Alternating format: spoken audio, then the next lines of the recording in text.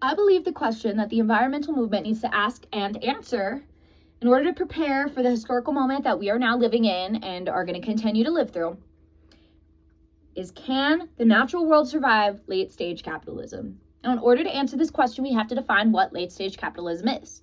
So late stage capitalism has been defined by some economists. It's a little controversial. Not everybody agrees that it even is a thing, but it has been defined as the stage of capitalism, the last stage, in which hypothetically comes right before the fall or failure of the capitalist system. It is defined by intense wealth gaps between the upper and middle/lower classes, lots of monopolies, accelerated turnover in technological innovations, and the hyper-commodification of everything from art and culture to basic necessities and needs. And of course, the globalization of capital. This sounds a lot like the United States, doesn't it? Now, some may say that the United States is in late-stage capitalism, and some may say, no, capitalism is always evolving. This is a later stage, but it is not late stage. It's not the final stage. There's not going to be an economic collapse or anything like that. Both of those are valid. I believe both of those are valid. I'm not an economist.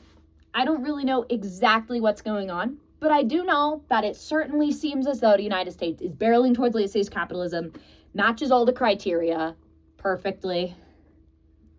And I believe that we are in a later stage, if not late stage, capitalism. Now, can the natural world survive this? We're going to talk about wealth inequality first, because that is going to be the basis of my argument. According to a video by Wealth Inequality America, the top 1% of Americans possesses more wealth than most Americans believe the top 20% should even have. So most Americans don't like what is going on. It's really only the wealthiest people that are like, yeah, this is good. In fact, the top 1% of Americans actually own 40% of the country's wealth, while the bottom 70%, that is where the middle and lower classes are, that's me, that's my peers, own only 7%. This sounds like late stage capitalism. It sounds to me like the wealthiest among us have the ability to put their money into protecting the natural world, and they choose not to, while 70% of Americans don't even have the ability to do that. Yes, we can do what we can, but at the end of the day, we can't really make a dent in climate change because we only own 7% of the wealth. And the top 1% owns 40%. That is wealth, that is power that we do not have. Now, the question I have that I think we really need to ponder is the environmental impact of this late or later stage capitalism. And unless something really massive changes over the next few years, like I said, we are barreling towards a late stage capitalism society. And this wealth inequality is rapidly increasing. Now, capitalism itself is incompatible with a planet with finite resources. We all know this. If people didn't know this, they wouldn't be trying to find renewable resources. They wouldn't have been doing that for decades now, because we know that this is a problem. It's been a problem since the Industrial Revolution, and it has only grown. Now, I don't have to provide any proof that large corporations almost always use environmentally destructive technologies to create and market their products and generate their wealth. We all know this. We know that there's enough clothing on Earth to clothe the next 6 generations, and yet fast fashion continues to use plastic and slave labor to clothe people who just want clothes to look cool and follow all the trends. We all know this. This is stuff that we know, and this is a massive problem. It's something we've been aware of for many, many years. People know this from the time they're kids because it's so prevalent in our society, especially now with the rise of AI data centers, terrible for the environment and the communities around them. This is something we know. But is it going to stop? No, it's not going to stop, because people like Sam Altman, the CEO of OpenAI, have a lot to gain from this and absolutely nothing to gain from stopping what they're doing. And we're going to start with some quotes from Magdoff and Foster from the book What Every Environmentalist Needs to Know About Capitalism, which was published in 2011.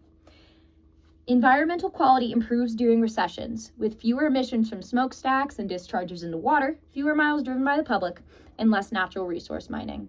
Now, obviously, recession is bad. That's bad. We don't like that. It is hurting the working class. We don't like that. The recession was bad for my family, and we're pretty well off. But it's interesting that it's shown that during the Great Recession and other recessions in American history, that it improves the quality of the environment. I feel like that in and of itself is evidence that capitalism is hurting the environment every single day. And when that system starts to fail, even in a small way, there are really big improvements being made in the environment. A system that has only one goal, The maximization of profits and an endless quest for the accumulation of capital on an ever-expanding scale, in which thus seeks to transform every single thing on earth into a commodity with a price, is a system that is soulless. It can never have a soul. It can never be green. Capitalism does not have a soul in that sense, and it can never be green because we are always looking to expand, to make more money, and to do that, we are exploiting our natural resources. There's no other way around it. Now to look at a pro-capitalist argument from Anderson and Leal from Free Market Environmentalism, published in 2001. Now this is very outdated. That is almost 25 years old. Things have changed a lot since then, and I'm going to explain that after I read this quote. Even if the superintendent of a national park believes that grizzly bear habitat is more valuable than additional campsites, his good intentions will not necessarily result in the creation of more grizzly bear habitat. Hence, Grant Village, a tourist facility in the southern part of Yellowstone National Park, was built in the middle of prime grizzly bear habitat because politics, not science, dominated the decision. If a private resource owner believes that grizzly bear habitat is more valuable and can capture that value through a market transaction, then politics will not matter. Moreover, if those demanding the preservation of grizzly habitat are willing to pay more than those who demand campsites, then incentives and information reinforce each other. Now, this may have been relevant in 2001. I don't know. I wasn't alive then. It sounds a little silly to say that in 2025, doesn't it? Considering that the top 1% of Americans own 40% of the wealth and the bottom 70%, the vast majority of Americans only own 7%. Do you think that somebody who really cares about the preservation of grizzly bear habitat would be able to buy that habitat and protect it? It's highly unlikely. And it's not that no one's ever done that. It's not that people aren't doing that. People are doing that. But it is so rare these days, and it is only going to become rarer because there's this massive wealth inequality, and with that comes a power inequality. Politics absolutely play a place in this now because wealth and politics are becoming more and more intertwined with every coming decade, with every coming year, with every coming month. It's actually ridiculous. I mean, take, for example, Elon Musk joining the US government earlier this year. He can do that because he has so much money. He has so much money. He's the richest man in the world. He can do that. And does he care about grizzly bear habitats? Does he care about the natural world? He does not. He does not. And so this argument kind of falls a little today. It doesn't really work that way anymore.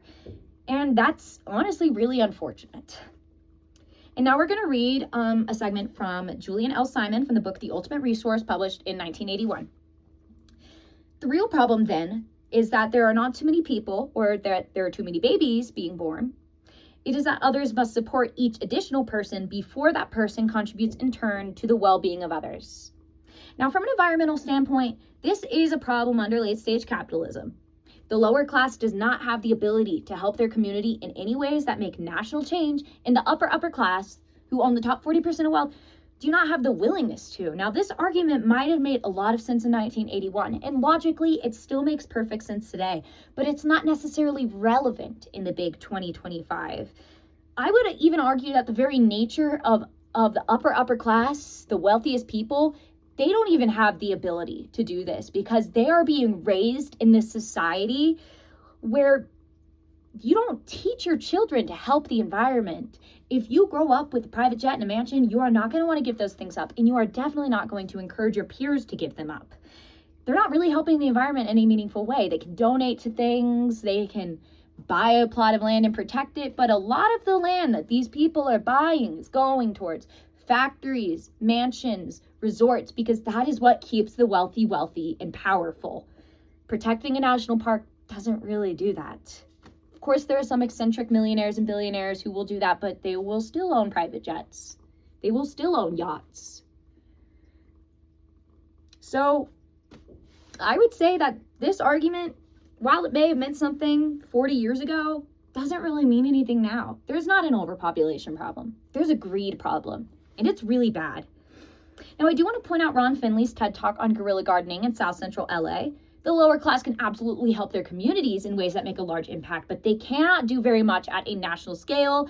They can barely even make a dent in climate change, and they're not going to be able to do things that are going to be protected and helpful for generations to come. And again, this is because of the wealth inequality, which leads to a massive power inequality. Ron Family did everything he can, but other than the inspiration he's giving people nationwide, he can't make a nationwide impact because he does not have the money or the power to do so. If he was a billionaire or even a millionaire, he absolutely could. But like I said, the bottom 70%, most of us only own 7% of the wealth. How is that going to work? It doesn't work. Billionaires don't plant gardens and food deserts because that's not going to keep them rich and powerful. It's not going to improve their quality of life, because when you get to that point of wealth, something happens in your brain. You only care about yourself, and you care about making more and more and more money. I don't remember if I already brought this up, but if I haven't, I'm going to bring it up now. Remember when Elon Musk was like, yeah, I'll solve world hunger? The UN told him exactly what he had to do, and then he just didn't do it? It's because that would not have kept him as wealthy and powerful as he is. Even though he could have afforded it, he didn't want to. And it's just not in his best self-interest to do so. It should be, because he should want to have empathy for other people, but many of the richest people in the world just don't. Under late-stage capitalism, this gap has to be maintained for the rich to live their lives. This means more fossil fuels burned, more land bought up and used for mansions, resorts, factories, like I said before. This means more private planes and yachts and fleets of cars, more plastic production, more businesses creating products in unethical ways to make things as cheaply as possible and sell them for as big as a profit as possible. And this is the nature of capitalism. To show this, I'm going to read a quote from Ted Steinberg in the book Down to Earth from 2000. Still, by the early 19th century, a new form of capitalism was taking shape that would precipitate a far more aggressive approach to the natural world, liberating people from some natural constraints and simultaneously converting features of the natural world into commodities that could be sold for profit. Historian John Brooke has described the new dynamic as bringing about human-induced environmental degradation. Now, this is a book from 25 years ago, talking about a problem from 200 years ago, and it continues to be relevant because that is the nature of capitalism, and it's only getting worse. Now, in the EcoSense video from PBS, people from the West Atlanta Watershed Alliance discussed the intersection of environmentalism and social justice. Minority groups, especially the Black community, have suffered for centuries under American capitalism. So has the environment. These two things are intertwined.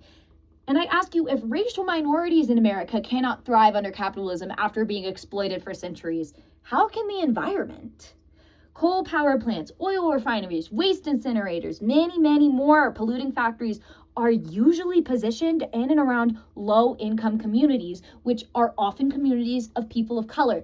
This is not a coincidence. This is not an accident. This is intentional. This is purposeful.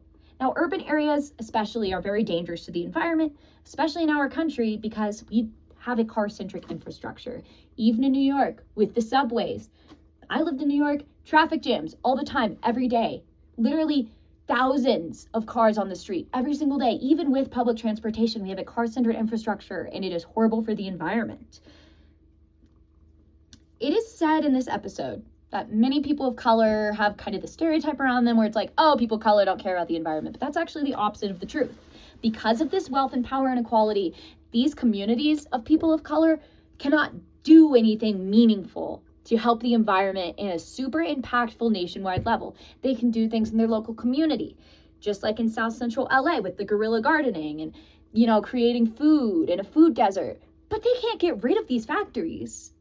They literally can't. These kids in these communities are 2 to 3 more times likely to go to the hospital and even die from asthma because of how bad the air quality is there. This is purposeful because the inequalities created in capitalism by people, the inequalities against these communities, and the injustices committed against the environment, they go hand in hand, and it is meant to be that way to keep the richest people rich and powerful. So can the natural world survive under late-stage capitalism? It's a hard question to answer because we can't tell the future, but we can make predictions. My prediction is no. Whether or not we are in late-stage capitalism, that is a big debate. I don't think the natural world can thrive. It definitely can't thrive. I don't think it can survive. even though there are still a lot of good things to look forward to, like there's a lot of renewable energy being put in place. For decades now, people have been focusing on wind power, solar power, even nuclear power. People in general have a bigger concern for wildlife and for wild areas and for sustainability. But because of this top 1% holding 40% of the wealth, because of all these monopolies that don't have any meaningful regulations being put on them by the government to stop them from polluting our world, I find it extremely unlikely that the natural world can survive under late stage capitalism. Thank you.